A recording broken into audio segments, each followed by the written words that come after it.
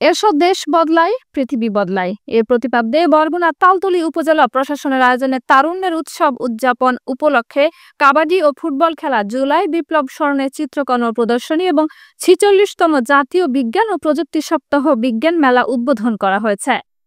বৃহস্পতিবার সকাল ৯টার দিকে তালতলী সরকারি মডেল মাধ্যমিক বিদ্যালয় জুলাই বিপ্লব স্মরণে চিত্রকর্ম প্রদর্শনী, কাবাডি ও ফুটবল খেলা অনুষ্ঠিত হয়। এছাড়া মাঠে শীতকালীন প্রায় ২০ থেকে ২৫ ধরনের পিঠা, দেশীয় ঐতিহ্যবাহী খাবারের পসরা সাজিয়ে বসে তরুণ উদ্যোক্তারা।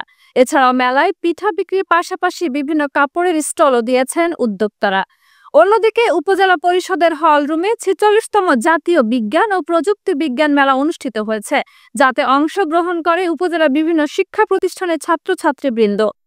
উপজেলা নির্বাহী কর্মকর্তা উম্মে সালমা ছাড়াও অনুষ্ঠানে উপস্থিত ছিলেন উপজেলা প্রশাসনের বিভিন্ন কর্মকর্তা কর্মচারী ও তালতলী থানার ভারপ্রাপ্ত কর্মকর্তা মোহাম্মদ শাহজালাল মুখোপাধ্যায়।